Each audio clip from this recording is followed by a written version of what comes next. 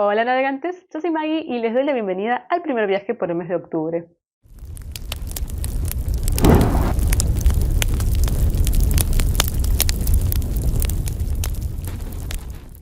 ¿Cómo están? Espero que bien. Bueno, vamos a ponernos de lleno en lo que es el resumen de lecturas de octubre, que fueron bastantes, hice 12 lecturas, así que voy a dividirlo por supuesto en dos partes, 6 libros cada uno. Tuve muy buenas lecturas, algunas más o menos, pero en general es un buen balance. Y este mes, lo que sería octubre, yo lo dedico a dos iniciativas. Una, la que tiene que ver con leer terror en octubre por Halloween, y la otra, leer mujeres. Y las mecho porque yo las lecturas de terror no las aguanto mucho, y sobre todo de corrido. Y además, realmente, si bien el terror a mí me encanta, y siempre digo lo mismo, pobres los que vienen escuchándome hace mucho, pero me encanta en el cine, y es un género que me gusta ver. Cuando lo leo, realmente, por lo menos el terror clásico, el terror de espíritus o de lo sobrenatural, realmente no me llama mucho la atención, no me dice nada, no me asusta, no me pasa nada. O sea, es como muy mediocre la sensación que me queda cuando leo estos libros. Pero empecé esta iniciativa justamente porque, como me gusta el género, bueno, pensé que a lo mejor me podía encontrar cosas interesantes en los libros, y sí, es cierto que hay libros que me interesan de terror, pero generalmente cuando es terror psicológico, ¿no? Cuando es terror real, realista, que puede suceder, que tiene que ver con, por ahí, perversiones humanas o con las cosas que puede llegar a ser el ser humano, y que es el verdadero terror para mí, es el terror real. Y bueno, hay libros de ese tipo, en ese estilo, que han sido muy buenos. Así que bueno, sigo insistiendo. Este año yo no diría que he tenido muy buenas lecturas de terror, pero bueno, qué sé yo. Se hace lo que se puede. Otros años los he separado y he hecho el papá específico de terror por un lado y el de mujeres por otro, pero esta vez lo voy a hacer mezclado. Así que bueno, van a tener un poco de todo. Para los que no les interese terror, bueno, van a tener otras cosas también dentro del wrap up o del resumen de lecturas. Así que bueno, espero que les interese. Empezamos. El primer libro que terminé durante octubre, que en este caso fue gracias a ustedes, fue una recomendación que me hicieron hace bastante tiempo, por Nacho Ubide 3880. Gracias, Nacho, no sé si seguís viendo el canal, pero bueno, yo te lo agradezco igual. Y es La Casa de Arenas Movedizas. Es un escritor yankee que este chico justamente me decía que inaugura un género, no sé si lo inaugura él, pero bueno, que es como representante de un género muy particular, que es el género bizarro. Género que yo no tenía ni idea que existía. Bueno, para los que quieran ahondar un poco más en esto de las etiquetas y de las cosas que decimos con respecto a ciertos géneros o nos referimos a los libros, etcétera, no se pierdan el segundo episodio que hicimos hace un tiempo con mis amigos en el canal Muchos Libros y Pocas Nueces, que habla justamente de esto, de las etiquetas en el mundo literario, porque realmente, género bizarro, qué sé yo, no tenía ni idea de qué me iba a encontrar, y la verdad es que me encantó. Es un libro de corte juvenil, diría. Sí, o de. Sí, entre juvenil y un adulto joven, que es ciencia ficción por un lado, distopía, pero también un poco de. Bueno, es terror por momentos, pero también misterio. O sea, une muchos subgéneros. Pero lo interesante es que es un libro muy extraño, que uno no sabe realmente qué es lo que está leyendo. Es un libro muy raro, realmente sí es bizarro, tiene algunas descripciones bastante macabras o incluso gore, eh, pero que no son desagradables, por lo menos a mí. A mí me pasó que no me molestaron terriblemente, sino que ya incluso hasta me parecieron graciosas, o que tenían como un condimento especial, digamos, a la historia. Y la historia trata de unos chicos que viven en una casa, que los cuida una nodriza y que no pueden salir de su habitación. Es una casa gigantesca, es una casa que tiene 1000 pasillos, 1000 habitaciones, y que hay algo del otro lado que los acecha y que es imposible salir, cruzar el umbral del lugar en donde están protegidos, aparentemente, porque eso se los va a llevar. Y no saben dónde están sus padres, sus supuestos padres algún día los van a ir a buscar, pero no saben cuándo. Y para ir a la escuela van como si fueran hologramas, o sea, se teletransportan mentalmente a la escuela, y ahí, bueno, se relacionan con otros chicos que están en situaciones muy similares, y es todo muy raro, pero tan raro que lo hace adictivo, es un libro adictivo. Me lo leí en 2 días, o sea, no podía parar porque yo quería, además, todo es tan extraño, la forma en que tiene de narrarlo, las cosas que le suceden a estos chicos, la ambientación, es muy gótico, que uno necesita saber qué está sucediendo. Es imperativo llegar al final del libro para comprender. Y realmente tiene bastantes giros a lo largo de la historia y el final es un final típico de ciencia ficción, diría yo, pero que no deja de estar bien. O sea, no deja de ser un buen final para el tipo de historia que es y no te deja insatisfecho ni nada. Sí es cierto que es un libro entretenido sin más, o sea, no es un libro que sea ciencia ficción como excusa para tratar temas más importantes, para reflexionar sobre distintas cosas, no, o sea, realmente es un libro que es entretenido, es para pasar un buen rato, es para divertirse y es para realmente desconectar. Es un libro que a mí particularmente en lo que es me gustó mucho. El siguiente libro que terminé, que tiene que ver con la iniciativa de leer mujeres, el otro era con respecto al terror, es Monje y Robot, de la escritora estadounidense Becky Chambers. Esto fue un regalo, gracias, muchas gracias tía. No hubiera podido conseguir este libro de otra forma porque no llegué acá a Argentina, ella me lo trajo desde España. Y es porque yo ya de Becky Chambers había leído El largo viaje a un pequeño planeta iracundo, que es un libro que me ha gustado muchísimo. Después leí su continuación, que no recuerdo el nombre y no me gustó. Bueno, es una escritora que se enmarca dentro de la ciencia ficción y que tiene una mirada mucho más positiva de la ciencia ficción de lo que estamos acostumbrados. Sus mundos son mucho más utópicos y sobre todo está muy enraizada en lo sociológico, en cómo son las sociedades futuristas, por supuesto, pero además sociedades alienígenas con razas que no tienen nada que ver con nosotros biológicamente, mentalmente, y esto un poco la idea de imaginar cómo serían esas razas y esas sociedades, obviamente derivados de su biología. Esto es un poco o mucho lo que plantea Úrsula Le Guin en sus libros, que es como una mirada más antropológica, obviamente salvando, pero muy salvando las distancias, ¿no? De todas maneras es una escritora muy amable, que se la ha enmarcado dentro de lo que es cozy. Los que me conocen hace mucho saben, yo detesto esta palabra, esta etiqueta justamente, la detesto. Para mí no existe lo cozy, pero sí que son amables, ¿no? Son libros que no son tremebundistas, no son derrotistas, te dejan como una sensación de esperanza. A mí el largo viaje realmente me gustó mucho, me pareció un libro bien hecho, bien escrito, interesante, y si bien no trata de nada particularmente, o sea, no tiene una historia específica de aventuras, etcétera, es más lo interesante, es esta justamente lucubración que el autor hace sobre cómo serían distintas sociedades dependiendo de sus características morfológicas, y a mí eso me gusta mucho en general. Bueno, tenía ganas de leer este porque más o menos me había enterado, yo trato de no saber mucho sobre los libros que voy a leer, que tenía un fuerte corte ecológico, y eso a mí también me interesa. Bueno, ¿qué me pasó con este libro? Que sí, que es Becky Chambers en este estilo muy utópico, muy naif por momentos, Este realmente para mí es muy de corte juvenil, en el mal sentido, porque hay novelas juveniles que son profundas, esta es una novela un poco superficial, un poco como para chicos jóvenes que están iniciándose en las lecturas de este tipo, que además por detrás está todo este discurso de ser inclusivo, ser lo más tolerantes posibles, que me parece que está muy bien y me parece que está muy bien sobre todo para ciertas edades, pero que peca por ahí de obvio cuando ya sos más grande. Pero el gran problema que yo le veo a esta historia, que también es muy típico de ella, que no pasa nada, o sea, es una historia en donde no sucede nada, simplemente es relatarte cómo vive una sociedad futurista que ha podido equilibrar el mundo industrial con el mundo natural y que tienen una buena simbiosis. Y un personaje principal que de repente vive una vida X y no quiere saber más nada con esa vida, tiene una sensación de angustia existencial y quiere irse a la naturaleza y reencontrarse consigo mismo, esa simplemente es la historia. El gran problema de este libro es la traducción. Yo no sé qué, voy a decir la editorial, que es Crononauta, porque en este caso sí que hay que hablar de la editorial, porque tiene un trabajo de traducción pésimo, Crononauta. ¿Dónde está el revisor de esto? Porque realmente es un desastre. Y les voy a citar cosas porque realmente las escribí porque hay cosas que no se pueden creer. Primero porque yo no sé cómo es el original, realmente en un momento me dio curiosidad por saber qué pasaba en el original en inglés, porque el libro está escrito en lenguaje inclusivo.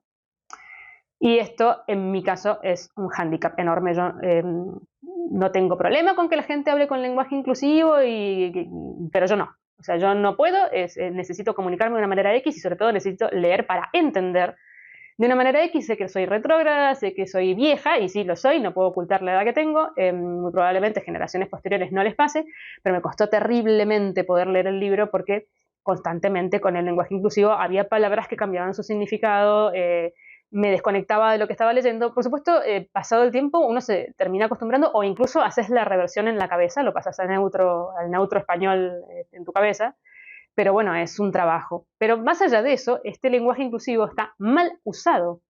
Realmente hay montones de ratas. Hay momentos en que dejan el lenguaje inclusivo porque la terminación es en A.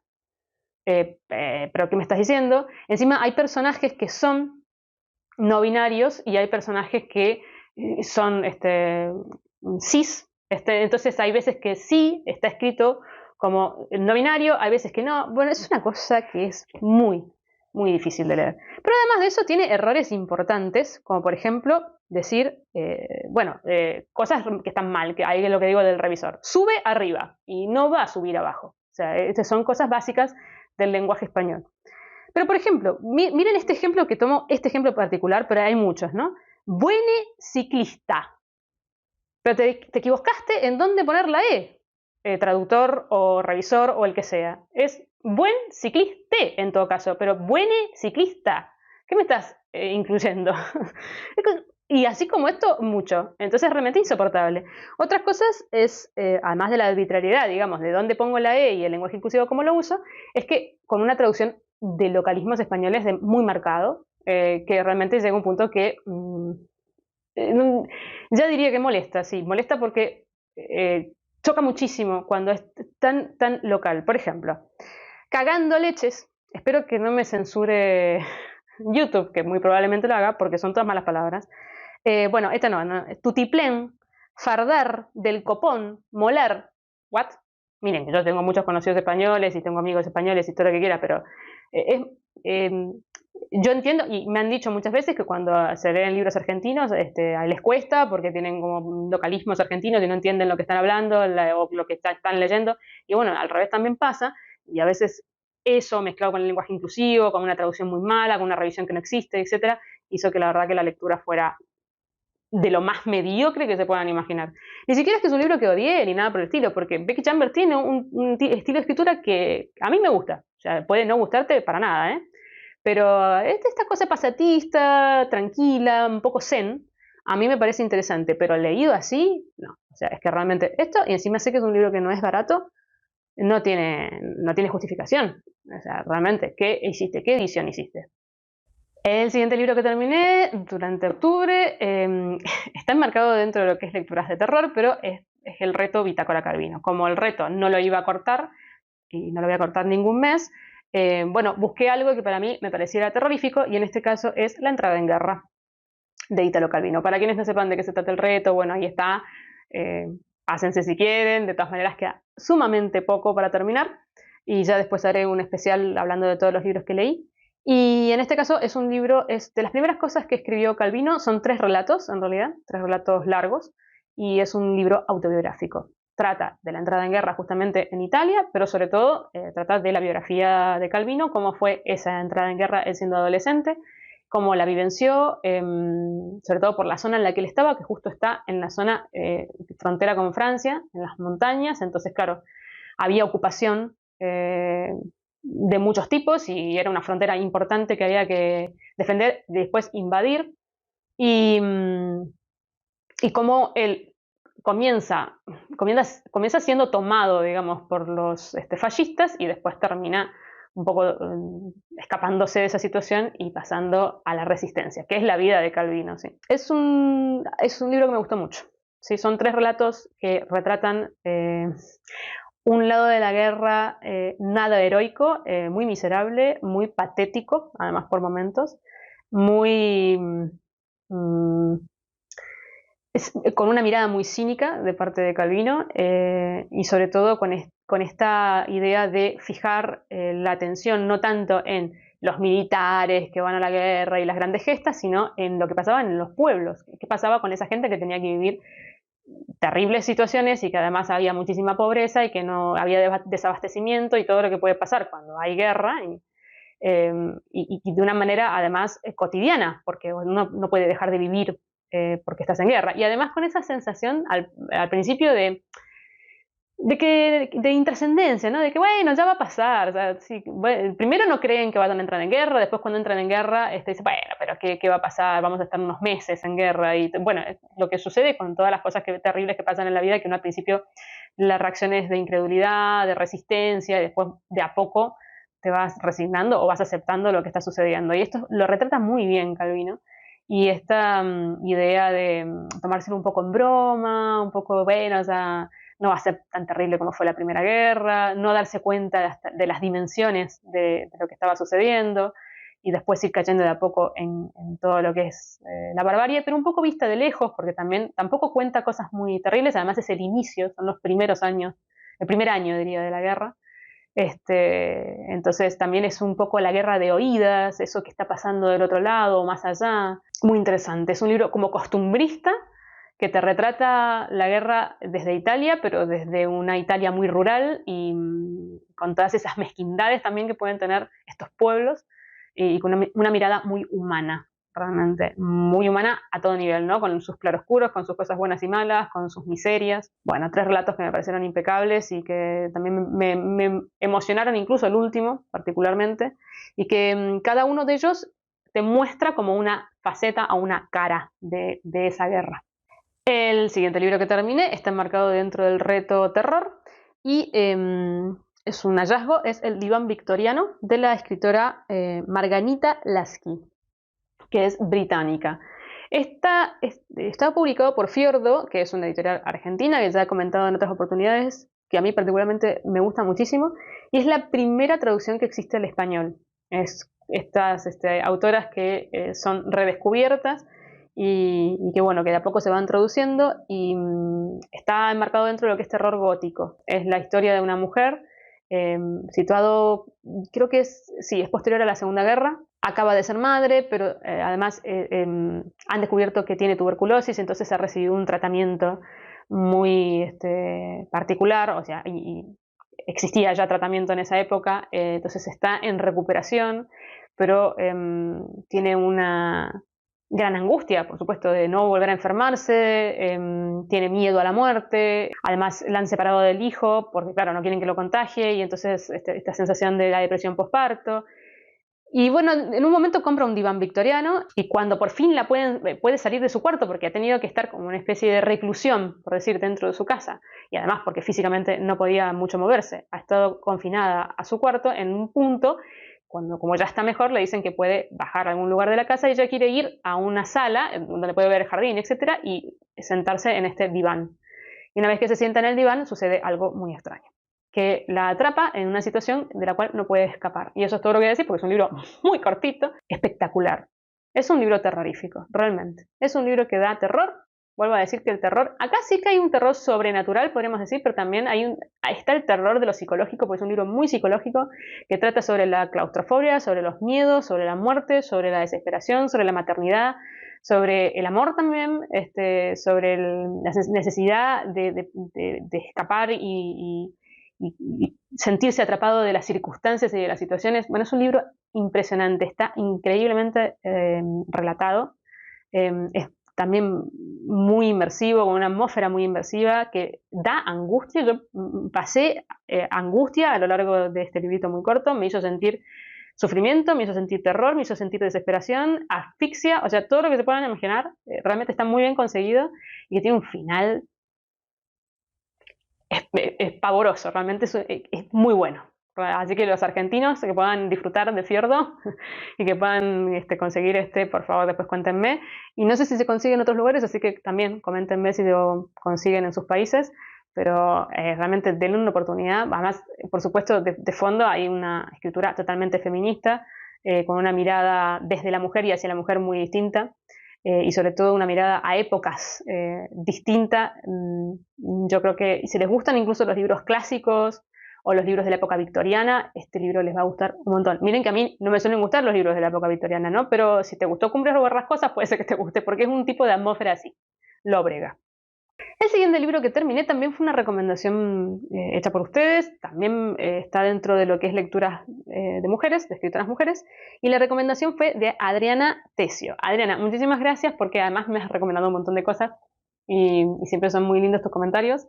Y este en realidad no es que me lo recomendó particularmente, sino que me dijo, bueno, yo no sé si esto te va a gustar porque no te gusta la poesía y esta escritora es muy poética, pero bueno, a mí me encantan los escritores poéticos dentro de narrativa, o sea, que no tengan que ver con poesía.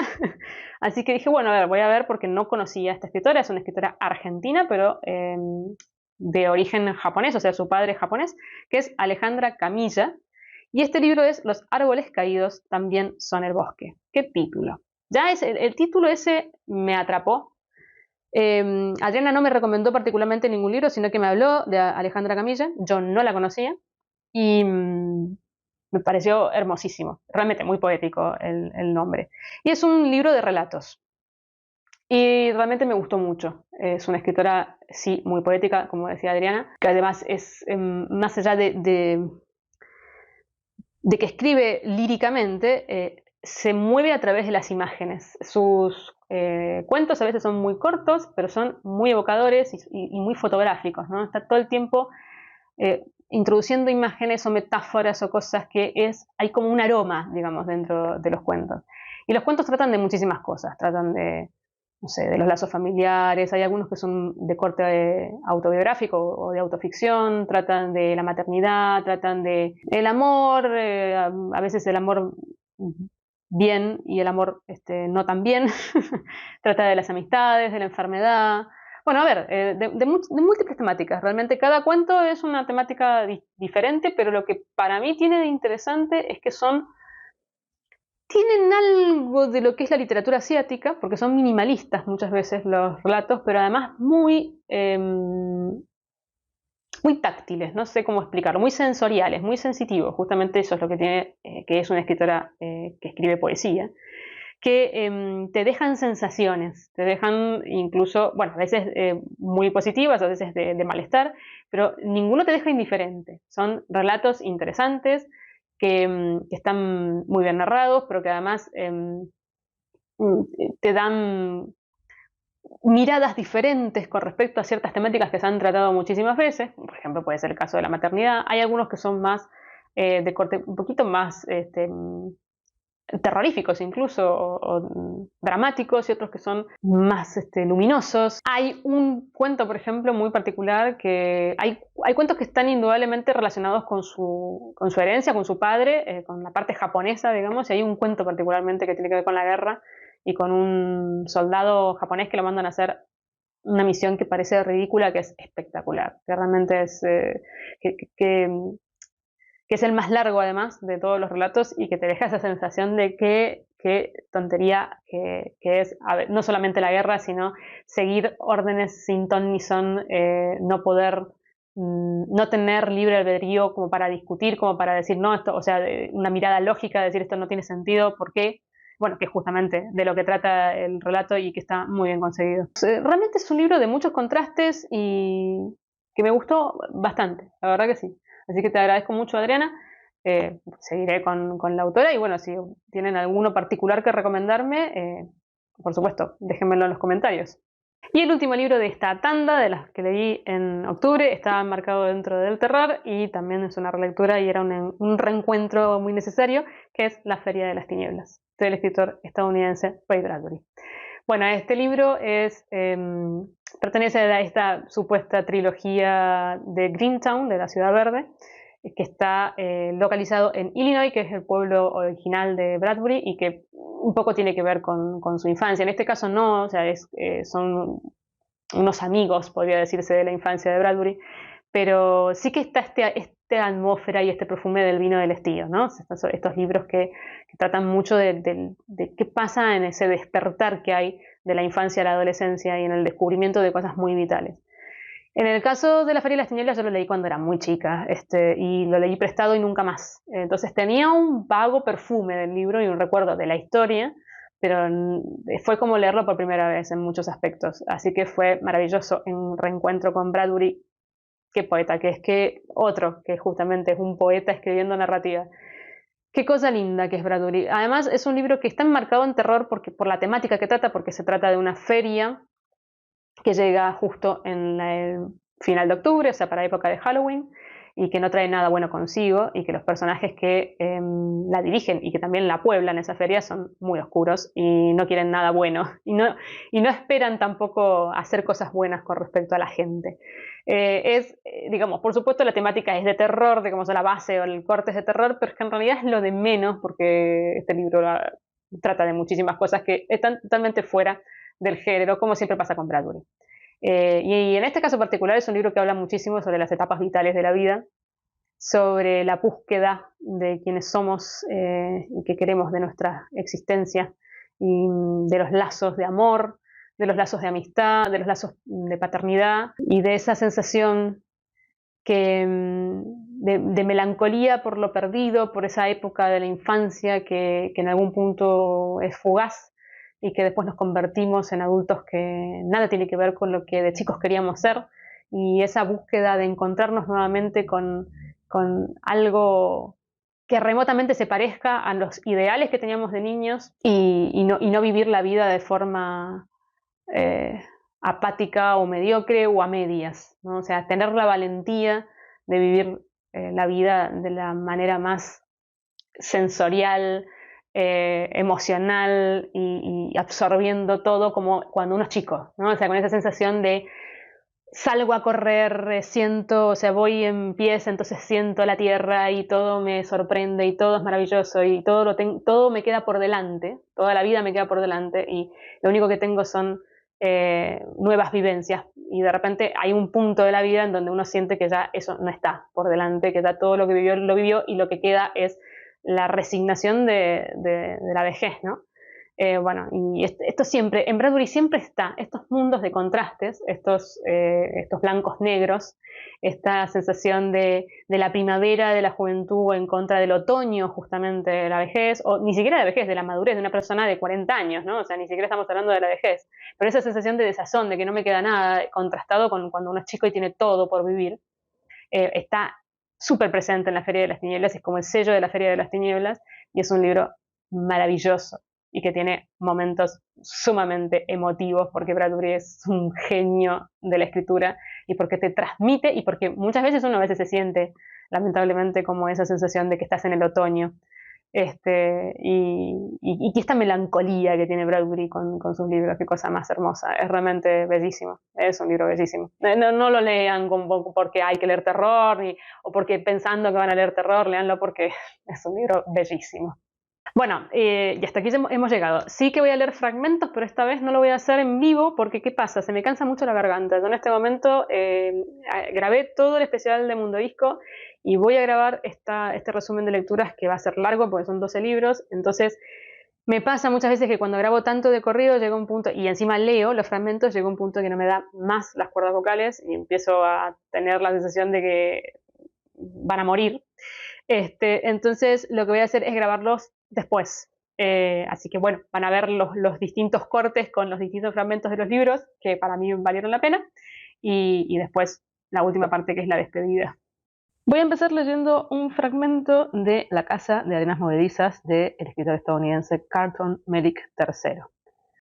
Polly ha crecido demasiado para la guardería.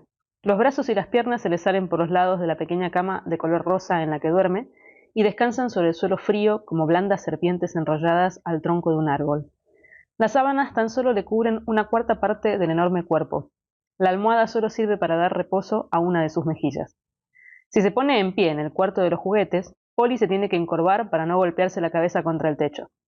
Cuando se sienta a la mesa en la sala del té, apenas puede estrujar el trasero en las diminutas sillas de madera sin hacerlas pedazos. Todo eso le resulta exasperante.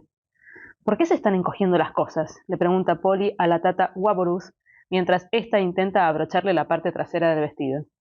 Antes los vestidos le colgaban hasta los tobillos, pero ahora apenas le cubren las rodillas. No se están encogiendo, responde la tata, al tiempo que le añade nuevos cordones al vestido para que se mantenga en su sitio. Es solo que estás creciendo, te estás convirtiendo en una mujer. Polly se mira al espejo. Tiene la espalda al aire y se le ve la piel blanca y pecosa. Es la única manera que se le ocurre de ponerse la ropa que tiene, de tallas demasiado pequeñas. No quiero, protesta Polly. Es lo que dice siempre de un tiempo a esta parte. Me gustaría poder tener vestidos nuevos. Al ir a atarse una cinta en el pelo, se clava en la muñeca uno de los huesos puntiagudos que le salen de la cabeza. ¡Ay!, grita, y se aprieta con el pulgar para cortar la hemorragia. ¡Malditas cosas estúpidas! Bien, hasta ahí el fragmento de esta extraña novela de género bizarro. Ahora voy a pasar a leer un fragmento de La entrada en guerra de Italo Calvino, el primer cuento. El 10 de junio de 1949 era un día nublado. Eran tiempos en que no teníamos ganas de nada. Fuimos a la playa de todas formas, por la mañana, un amigo mío que se llamaba Jerry Ostero y yo. Se sabía que Mussolini hablaría por la tarde, pero no estaba claro si entraríamos en guerra o no. En las instalaciones de la playa todas las sombrillas estaban cerradas. Paseamos por la orilla intercambiándonos suposiciones y opiniones, con frases que dejábamos a medias y largas pausas de silencio. Salió un rato el sol y salimos en un patín, los dos con una chica rubia de largo cuello, que se suponía que debía filtrear con Ostero, pero que en realidad no filtreaba. La chica era de sentimientos fascistas y de vez en cuando oponía a nuestros razonamientos un amaneramiento perezoso, levemente escandalizado, como ante opiniones que ni siquiera valiera la pena confutar. Pero aquel día estaba insegura e indefensa, era la víspera de su marcha y lo lamentaba. Su padre, hombre emotivo, quería alejar a la familia del frente antes de que la guerra estallara, y desde ese mismo septiembre había alquilado una casa en un pueblecito de Emilia.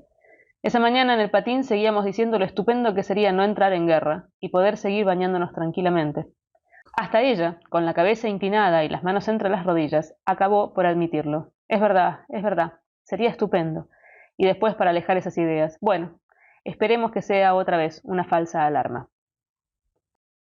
Bien, ahora sigo con un fragmento de El diván victoriano de Margarita Lasky. ¿Me da su palabra de honor?, dijo Melanie, ¿de que no voy a morir? El doctor dijo, es una tontería pedirme algo así. Por supuesto que vas a morir. Y yo también. Y Guy también, y a la larga incluso Richard. Lo que en realidad me preguntas es si pronto vas a morir de tuberculosis. Y la respuesta es que no. Aunque no te doy mi palabra de honor. Melanie se incorporó del nido de almohadas. ¿Por qué no?, insistió. ¿Por qué no quiere hacerlo si está tan seguro? Recuéstate, dijo el doctor con severidad. Esperó hasta que ella se hundió obedientemente en las grandes almohadas cuadradas, cuyas fundas de lino brillaban apenas con el lustre que las buenas lavanderías aún le sacaban a la buena ropa de cama, confiriéndole un pálido resplandor rosado a la cara linda y pálida de Melanie, enmarcada en un cabello rubio de suavidad infantil. Si no dejas de saltar de un lado a otro, dijo él fingiendo reprobación, ¿te sorprende que no te haga ninguna promesa? Pero Melanie se sintió más segura en su nido con la sonrisa del doctor. También le sonrió, para transmitirle que lo quería y que confiaba en él, y el doctor se preguntó una vez más por qué la sonrisa de Melanie siempre parecía invitar delicias que estaba seguro ella nunca había conocido. Hace mucho que no te veo sonreír así, dijo. Sí, hacía mucho, ahora que lo pensaba desde que... Ahora me puedo dar el gusto de sonreír, dijo Melanie, sabiendo que no voy a morirme. Pero no pudo evitar que su voz se alzara en un tono interrogativo al final de la frase. El doctor suspiró. Si hubiera sabido que ibas a armar semejante escándalo porque un solo análisis dio bien, dijo, no te habría dicho nada. Bien, hasta ahí voy a leer del diván victoriano porque es un libro muy cortito y no quiero adelantar mucho. Y ahora voy a leer un fragmentito del segundo cuento de Los árboles caídos también son el bosque, de Alejandra Camilla. Su desnudez no exhibe partes, las partes que normalmente están cubiertas. La desnudez de Guillermina es como la de los árboles en otoño, lo que muestra es falta. Con los huesos marcados, saliéndoseles las puntas aquí y allá, Guillermina tiene algo de ala de murciélago, algo de paraguas abierto a medias. Belinda, en cambio, es como un pan casero, grande y blanco. Se disfrazan. El campo de la pampa es plano, como una hoja, y allí van ellas a escribirle encima historias. Belinda mueve la cabeza para que le caiga sobre un ojo un mechón negro y lacio. Lleva una bandeja rota, sobre la que acomodaron paquetes vacíos de Jockey Club y Parliament, y 2 cigarrillos enteros que Guille le sacó a su abuelo a la tarde. Las argollas de los aros rozan los hombros redondos de Belinda, que se mira en el espejo atado con alambre a la chapa del galpón. Se pinta la boca y la transforma. Todo lo que diga con esta nueva boca roja será importante.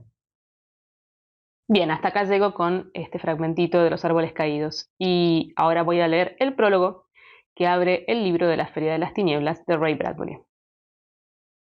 En primer lugar, era octubre, un mes raro para los niños. En verdad todos los meses son raros, de un modo o de otro, pero los hay buenos y malos, como dicen los piratas. Septiembre, por ejemplo, es un mes malo, empiezan las clases. Pero agosto es bueno, las clases todavía no han empezado.